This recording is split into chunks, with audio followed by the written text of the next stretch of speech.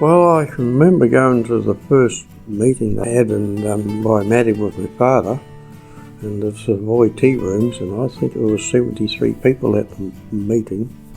She was chocker, been involved with it ever since.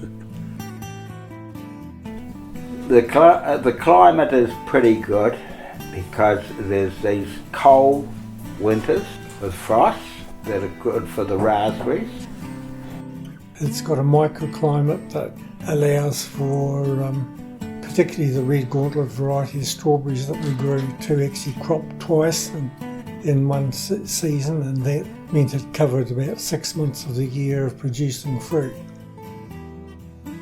We had pickers that would start at 6 o'clock as soon as it's light enough.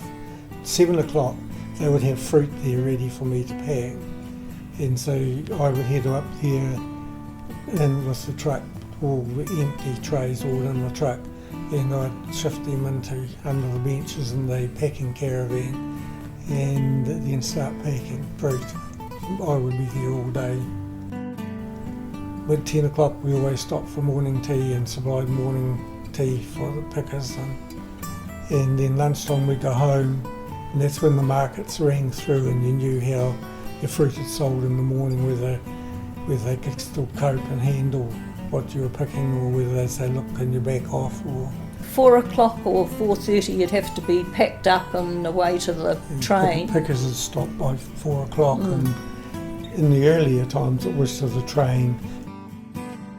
The staffing sort of started off with probably around 10 or 12, and by the time we were really going in full flight we were needing up to 100 people a day. And a number of the people that picked for us were young mothers and had children, and so we started a creche back at the house. We paid a girl to look after the children for the day. Included our children, because they were mostly preschoolers at that and stage. that got children out of the patch in a way, and let the mothers free to pick worked well. In the very early days they were wooden punnets, and they hold a pound, and they were stapled, and I think they were made by the blind. Then they went on to a same size punnet, and it was made out of thick sort of cardboard that was sort of wax coated.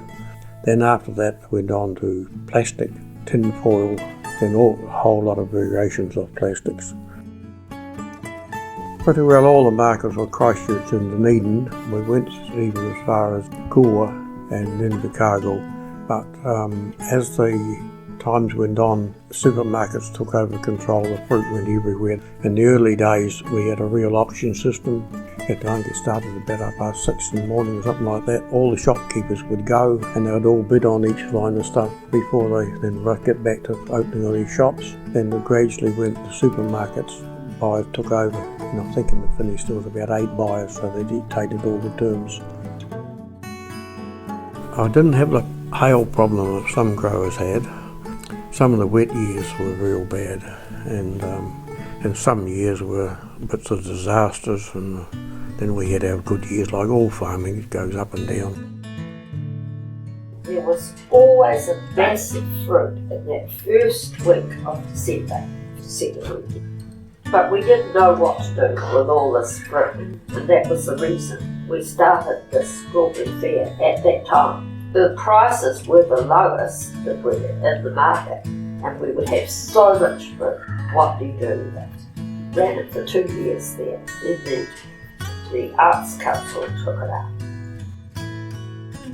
And some of the best times are when people come into the shop and say, we've driven all the way from Invercargill to get these, and to go out with a smile on their face, you can't really beat that.